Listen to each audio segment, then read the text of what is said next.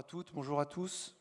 Je suis vraiment très heureux d'être ici parmi vous, d'être dans cette salle entre professionnels, et puis du coup peut-être de prendre un peu de temps, peut-être même d'imaginer le ralentir un peu. Morgane en a déjà pas mal parlé, d'autres conférences ce matin aussi, cette notion de devoir aller vite, d'avoir le sentiment de ne pas avoir le temps, justement. Et donc la réflexion que je porte, c'est comment est-ce qu'on peut gérer, si on peut, justement ce ralentissement du temps. Vous n'êtes pas sans savoir que nous vivons dans une société où tout va très vite. Et a priori, ça va continuer à aller encore plus vite. Et pour autant, si on regarde bien, nous sommes sollicités en permanence par des millions, voire peut-être même plus d'informations en permanence. Et ces informations, si on réfléchit bien, les générations passées ne pouvaient même pas imaginer, à un moment donné, acquérir peut-être 50% ou 20% de ces connaissances. Aujourd'hui, nous y avons accès, et par conséquent, cela crée une surcharge, et on va voir comment est-ce qu'on arrive à la gérer. En parallèle de ça, parce qu'il y a des côtés positifs, fort heureusement, à l'ère du digital et de l'hyperconnexion, on est en capacité à accéder à des services en 24/7, quasiment en temps réel. On peut communiquer avec des personnes connues, voire inconnues, où qu'elles soient dans le monde, avec une facilité déconcertante. Et puis on peut vivre des expériences assez fantastiques. On est là justement pour les concevoir pour nos clients ou nos collègues. En même temps, cette révolution, au niveau de l'hyperconnexion, elle a un pendant. Elle a un pendant qui agit sur nous, qui agit en nous, et qui agit sur notre état de présence, voire même notre rapport au monde. Et je vais justement creuser cette approche, mais je vais utiliser comme point de départ une phrase qu'a sortie le sociologue allemand Hartmut Rosa, je ne sais pas si vous le connaissez, et qui est partie du principe que l'impératif d'aller vite et d'être productif nous fait passer à côté de l'essentiel. C'est peut-être un peu radical, mais en tout cas on peut se poser la question, et en tout cas ça a été pour moi le point de départ à la réflexion sur ma propre prise en compte du temps. Alors, ce rapport au temps, c'est à un moment donné la frustration ou l'inconfort, parce qu'on a l'impression de ne pas être présent à ce que l'on fait, pour nous-mêmes, mais également pour les autres. C'est tous les moments où on se décentre avec un client, avec des collègues, à essayer d'imaginer le futur, penser les produits de demain. Qui, dans la salle, a déjà porté un discours ou écrit un article ou une publication justement sur cette projection à demain? Ouais, ce qui est normal. Ce qui est normal. Et entendez-moi bien, je ne viens pas remettre en cause la nécessité d'une vision prospective, elle est essentielle.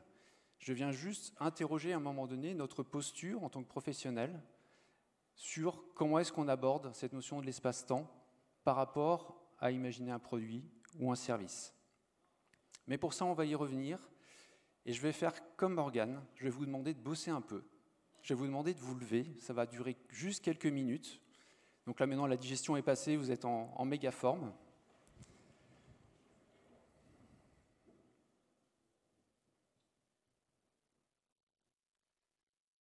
Alors on va faire une petite expérience collective.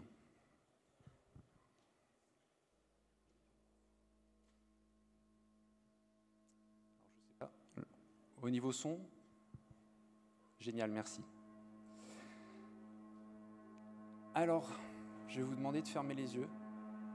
Vous avez vu, il y a la musique d'ambiance, tout va bien, on est en sécurité, on est entre nous. Et je vais vous proposer d'imaginer un lieu dans lequel vous vous sentez bien, dans lequel vous êtes en pleine sécurité. Voilà, allez-y. Et lorsque vous êtes en place, je vais vous demander à présent de penser très fort à quelqu'un qui vous aime, à quelqu'un que vous aimez.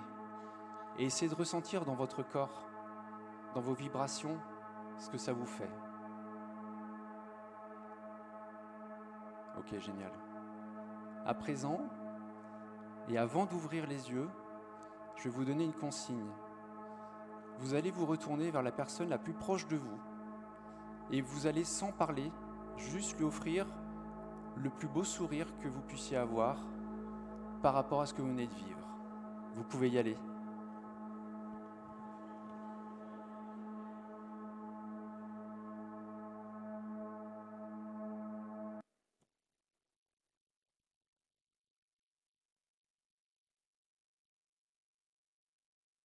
Génial, merci beaucoup, vous pouvez vous rasseoir.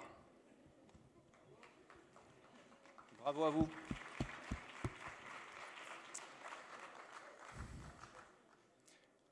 Alors, qu'est-ce qui s'est passé pour vous? Est-ce que vous avez commencé à sentir le temps se distordre un tout petit peu? Même si on est dans un lieu, il y a du monde, il y a de la lumière, etc.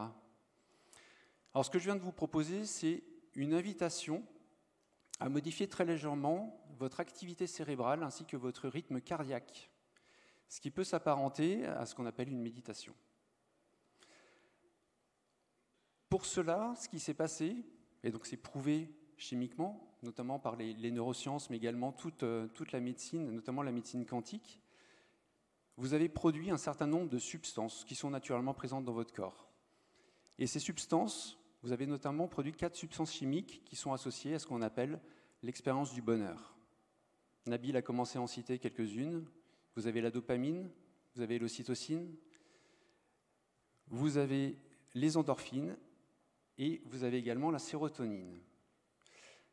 Et puis la musique que l'on vient d'écouter, elle était à 963 Hz. Et il a été mesuré que certaines musiques avaient des influences sur nos propres cellules, qui peuvent être des musiques qui vont faire monter notre énergie et d'autres qui vont la faire descendre. Donc on voit là juste qu'avec cette toute petite expérience, qu'il s'est déjà passé des choses en nous, mais également des choses autour de vous, et par conséquent avec votre rapport au niveau de l'espace-temps. Et justement ce temps, c'est un concept qui est complexe et qui a été étudié de tout temps par les chercheurs, par les sages, on va dire, de l'époque, les philosophes, les religieux. Cette notion du temps, elle a toujours été au cœur de la réflexion, autant qu'on puisse remonter avec les sources que l'on possède. D'ailleurs, les Égyptiens avaient inventé la clepsydre, je ne sais pas si ça vous parle. C'est un petit artefact en terre cuite dans lequel ils avaient réussi à créer un trou qu'ils remplissaient d'eau, et chacune des clepsydres était en capacité, lorsqu'elle était remplie à un certain niveau, l'eau s'écoulait avec un temps fixe. On était vraiment à l'ancêtre de ce qu'on peut observer à travers des montres et d'autres objets. Bien évidemment, il y avait la course des astres qui servait justement à essayer de repérer, trouver un cadencement par rapport à nos vies. Et puis il faut savoir que la vraie invention du temps, elle est surtout liée aux moines catholiques qui avaient un besoin important d'organiser leur temps, notamment les temps de prière, de manière régulière. Et donc c'est vraiment eux qui ont inventé cette notion très rigoureuse.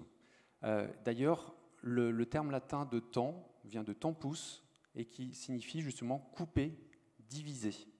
Donc on vient vraiment passer du temps des moissons, où on était au rythme de la nature, au temps de l'horloge. On est dans ce découpage. Cette notion de découpage, elle est relativement intéressante et on peut y voir une forme de révolution, même si au départ elle était accessible qu'à une certaine élite qui avait une connaissance et qui avait un savoir. Et puis au final, elle a fini par être présente dans nos vies en permanence. Et on s'aperçoit que ça vient modifier notre façon de vivre et d'interagir, notamment avec cette notion de chronos. Cette notion de chronos, c'est cette notion du temps qui passe avec un passé qui n'est déjà plus et un futur qui n'est pas encore. C'est ce qu'on peut retrouver dans l'esprit notamment des traditions hindouistes sur un terme qui s'appelle l'anicca, qui est la notion d'impermanence.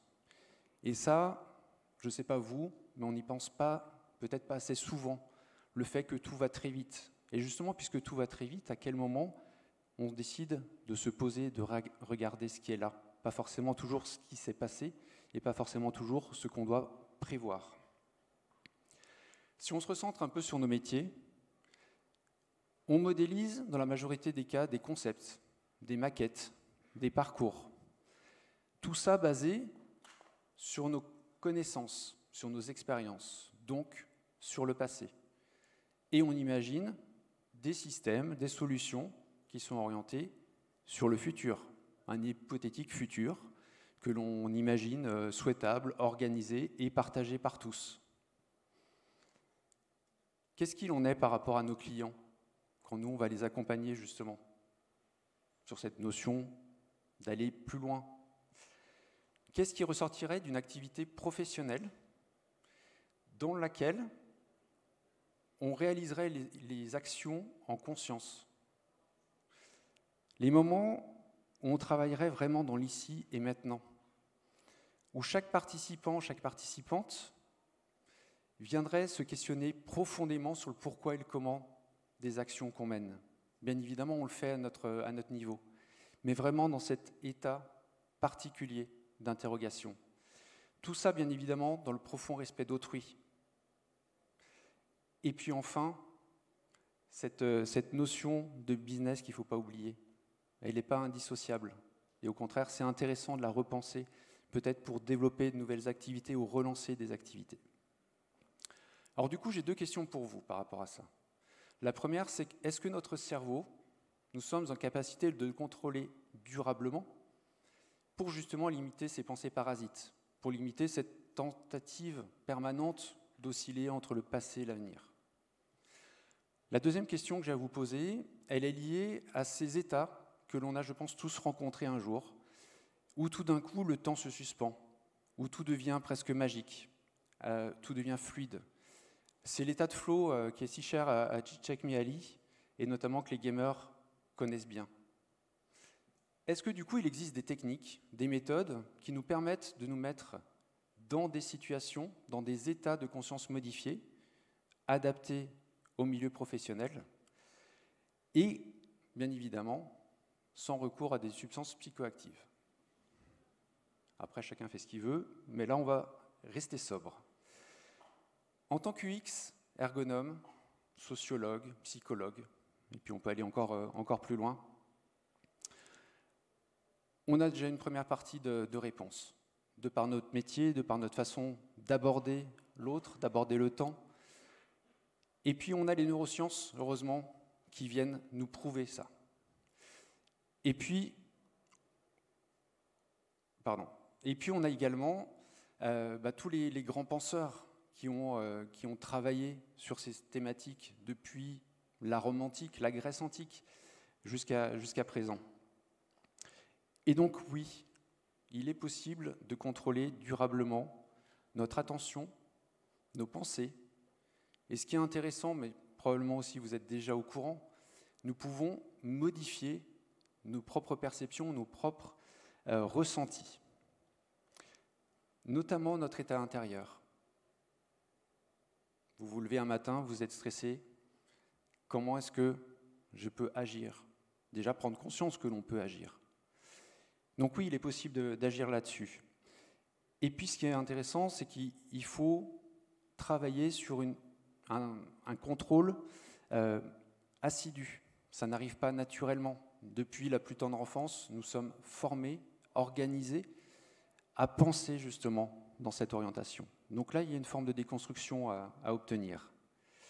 Et puis, plus on avance dans cette pratique, plus l'on va être en capacité d'observer et de brider notre mental, justement lorsqu'il s'emballe et nous coupe de l'essentiel.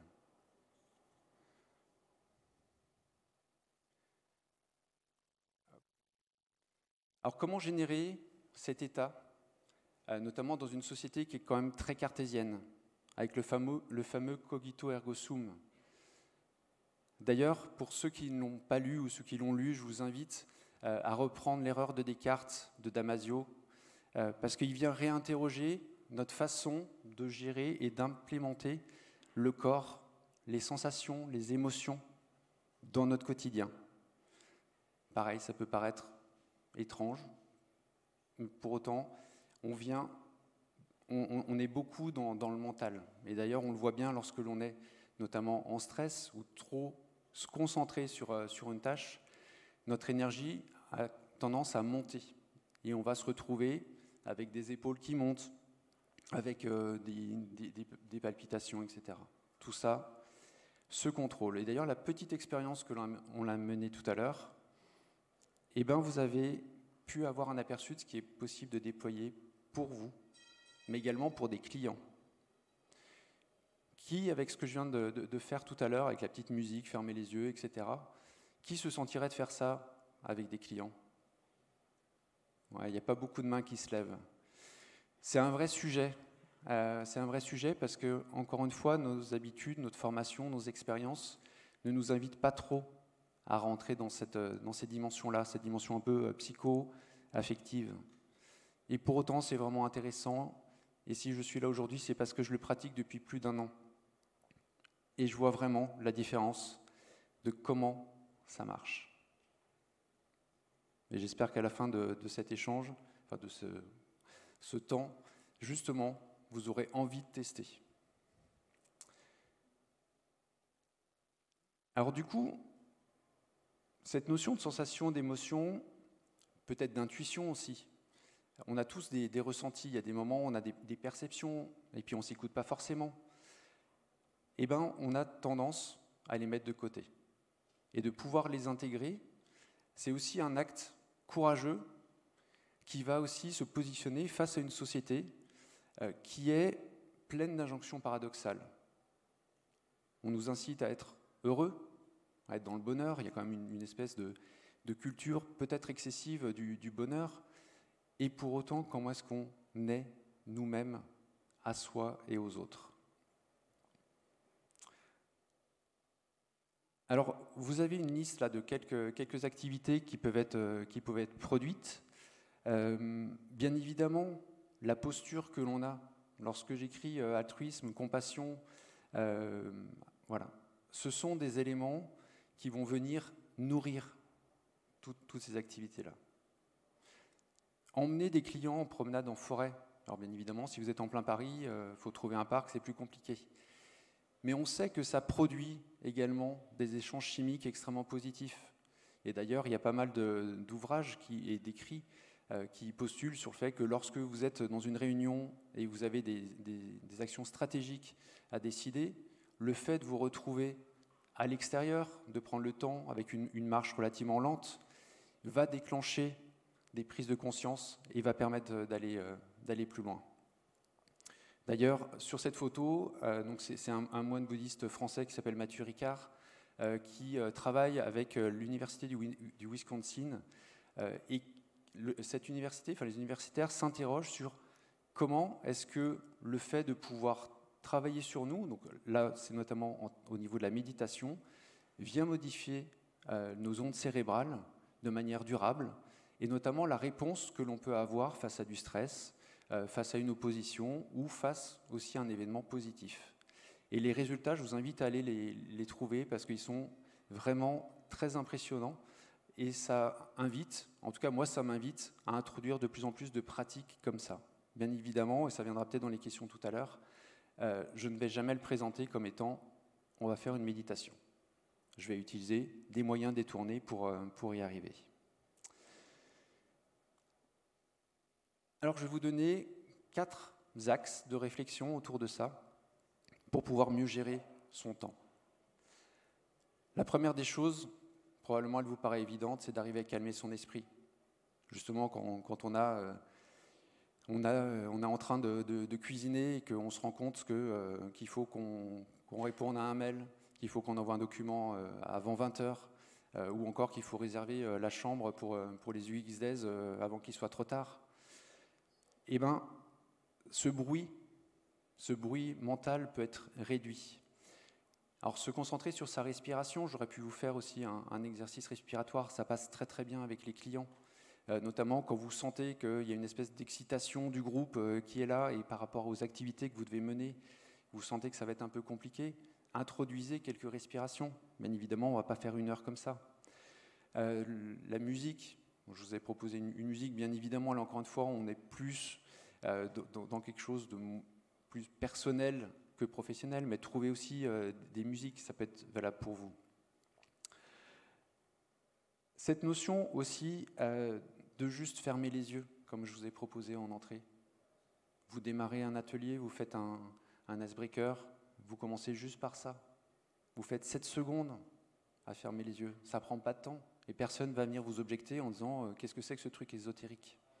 Et puis vous allez voir qu'en sortie d'atelier, entre ce qui va ressortir, ce qui va être produit, et puis les gens qui vont venir vous voir, ça crée, en tout cas moi je l'ai observé pour moi, ça crée un vrai écart par rapport aux activités traditionnelles. L'autre élément important, une fois qu'on a réussi à calmer un peu l'esprit, c'est d'être complètement incarné. C'est d'avoir cette réunion entre le physique et l'esprit. Alors pour ça, il existe plusieurs techniques. Une technique là qui est plutôt à faire individuellement, peut-être que certaines ou certains d'entre vous la connaissent, c'est notamment le scan physique.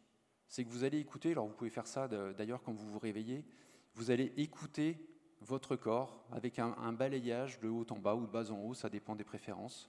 Et vous allez essayer d'écouter les petites tensions, vous allez sentir que votre mâchoire est un peu coincée, que vous avez un peu mal derrière les globes oculaires, votre rythme cardiaque est un peu lent. Et vous allez vous concentrer juste pour réduire ce ressenti.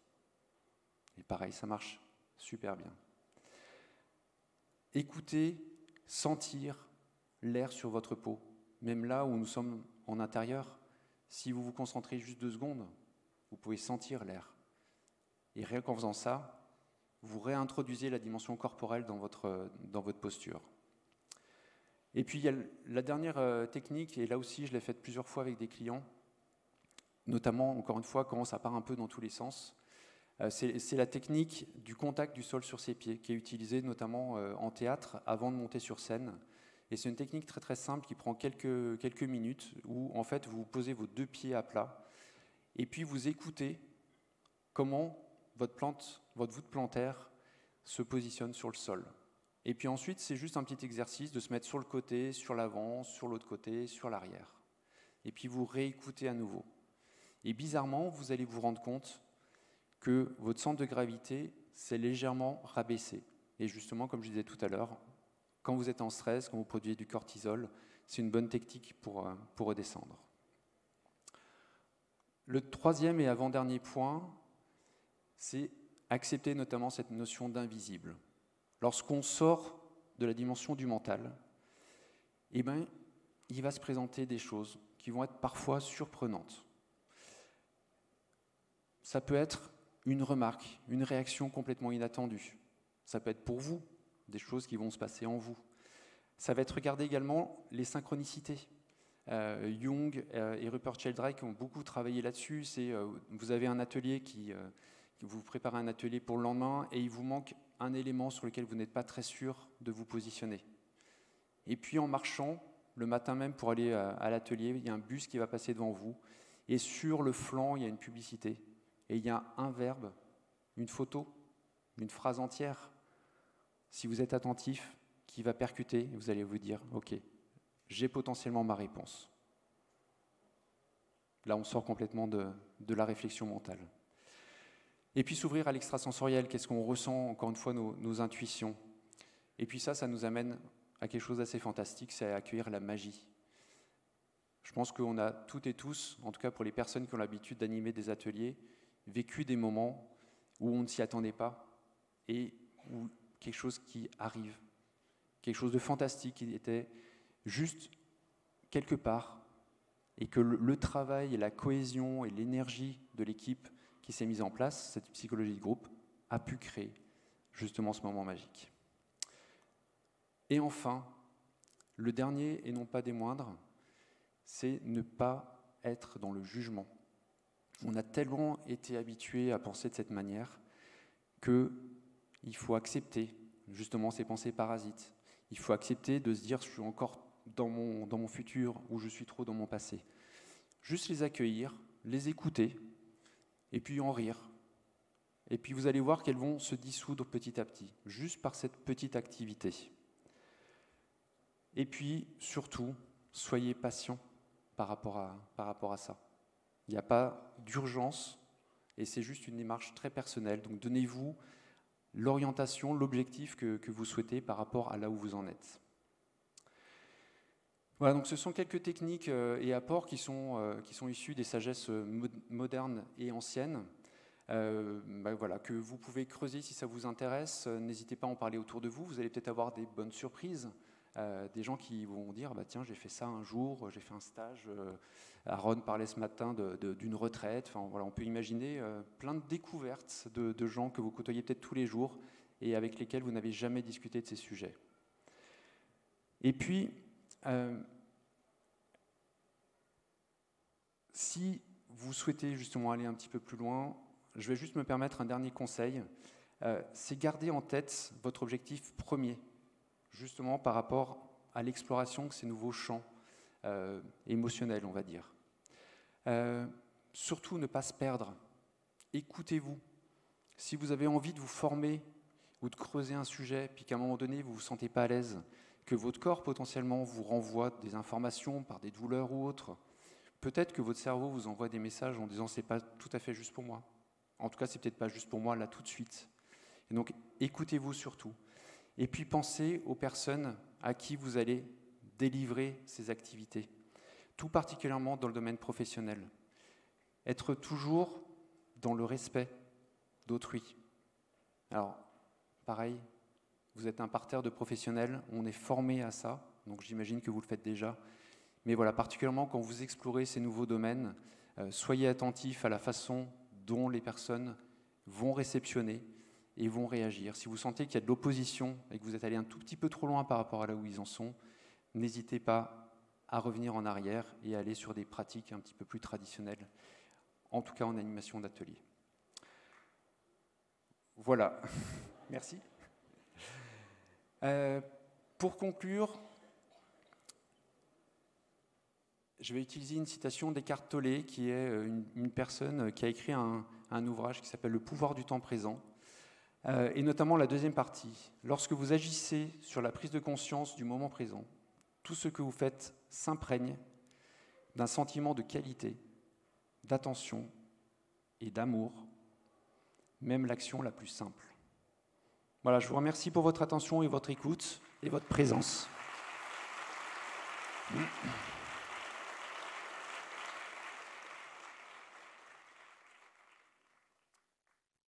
Est-ce qu'il y a des questions ?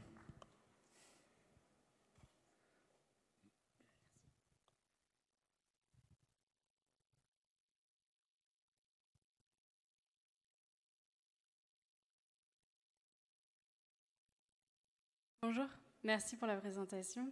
Je voulais savoir, lors d'animation de workshop, lorsque tu as testé certaines de tes recommandations, et comment tu gères les personnes réfractaires, justement ? Alors des personnes qui seraient réfractaires à toute proposition dans le cadre d'un atelier ou sur des activités comme ça ? Non, sur ce genre d'activité. Alors bizarrement, la force de l'effet de groupe, c'est lorsque tout le monde est là et participe, s'il en a un ou deux qui sont plus en difficulté, alors plus qu'en difficulté, qui sont contre l'activité, la plupart du temps, ils vont le faire quand même. Ils sont souvent pris dans leur représentation mentale, dans leurs croyances, et le fait d'y participer, souvent, ça dilue complètement, ça dissout cette petite résistance. Bien évidemment, si un jour vous observez, enfin, tu observes un vrai blocage, là, c'est l'ensemble de l'activité qui a redistribué tout de suite. Bonjour, merci pour la présentation, je suis là. Merci. J'avais une question par rapport à des recherches scientifiques qui ont été faites, notamment par rapport à la fréquence des 24 Hz. Je n'ai pas connaissance d'une telle étude et je suis curieuse de savoir quelles sont les recherches à ce sujet. Notamment, vous parliez de vibration et d'énergie et je suis très curieuse de connaître et les définitions et les études qu'il y a derrière. Alors c'est un gros travail notamment qui est fait par les chercheurs en physique quantique notamment, qui permettent...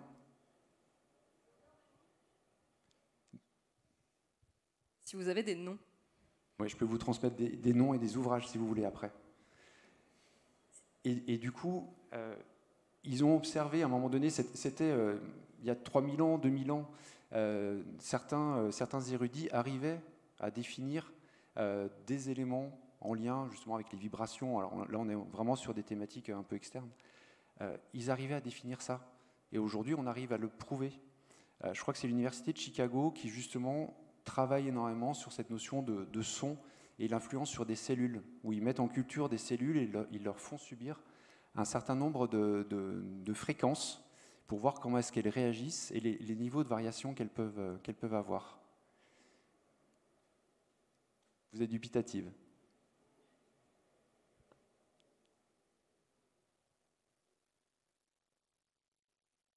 Oui, ma deuxième question, c'est...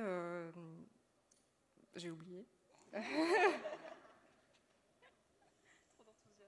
C'est ça.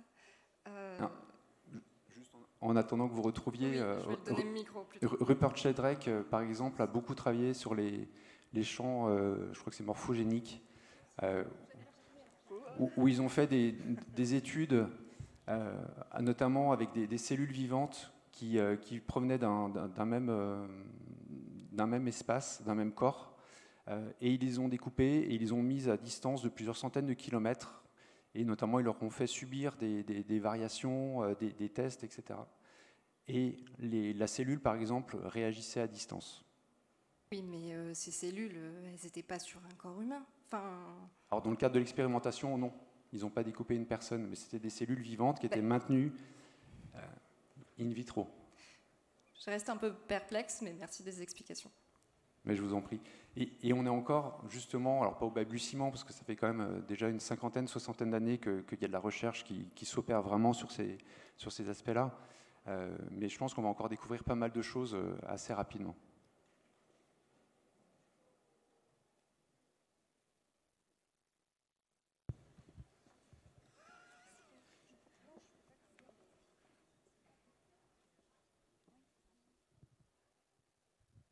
Bonjour. Bonjour. Bravo pour cette conférence, parce qu'en Occident, souvent on n'est pas très ouvert à ce type de pratique. Je voulais savoir comment ça se fait que tu as décidé en fait de mettre ça en place et du coup, comment tu l'appliques avec ton équipe? Alors c'est justement probablement une rencontre entre l'Occident et l'Orient, basée sur ce que j'évoquais au départ, c'est que tout va très vite et j'étais frustré de ne pas avoir le temps de bien faire les choses. Et donc j'ai eu l'occasion de découvrir la méditation, enfin différents types de méditation, il n'en existe pas un, de pouvoir travailler justement avec des sons. Et vraiment, c'était des expériences comme ça, un peu fortuites, liées à des rencontres. Et ça m'a fait réagir en me disant, il y a peut-être quelque chose. Et donc j'ai commencé à creuser. Et pour répondre à ta question sur comment est-ce que je l'applique auprès de mes équipes, je vais surtout... Je ne vais pas l'appliquer au quotidien, ça ne fait pas sens, ou après c'est vraiment une démarche individuelle et personnelle. Mais je vais observer dans le cadre de certaines activités, notamment quand il y a du stress ou quand justement il y a trop de dispersion, où là je vais proposer justement un petit temps, un temps de respiration, des choses comme ça. En fait, c'est des petites astuces toutes bêtes qu'on utilise souvent pour nous, ou quand un enfant se blesse, on va aller le rassurer d'une certaine manière. C'est valable pour nous dans d'autres domaines et on peut aller encore beaucoup plus loin. Oui. Moi, j'avais juste une remarque, mais j'ai un peu la réponse. Déjà, j'ai compris dans ce que tu dis qu'il faut déjà avoir soi-même expérimenté tout ça, en être bien imprégné avant de le proposer aux autres. Mais il y a quand même quelque chose qui m'échappe un peu, c'est comment est-ce que c'est toujours proposable? Comment finalement on propose ça? À quel moment? Pour résoudre quoi? Ou est-ce que c'est un fondamental finalement qui, appliqué quoi qu'il arrive à un groupe, produira toujours de meilleurs résultats? Peut-être qu'un jour ça sera du fondamental. Aujourd'hui c'est vraiment appliqué sur des cas très particuliers, notamment quand il y a des enjeux assez importants, qu'il y a des tensions, qu'elles soient politiques, qu'elles soient au niveau des équipes, et qu'on sent que je sens que les méthodes traditionnelles ne sont pas suffisantes pour pouvoir aboutir. Elles peuvent le permettre, je ne dis pas le contraire, mais en tout cas, par les expériences que j'ai pu avoir, j'ai le sentiment que ça me permet d'aller un petit peu plus loin avec elles.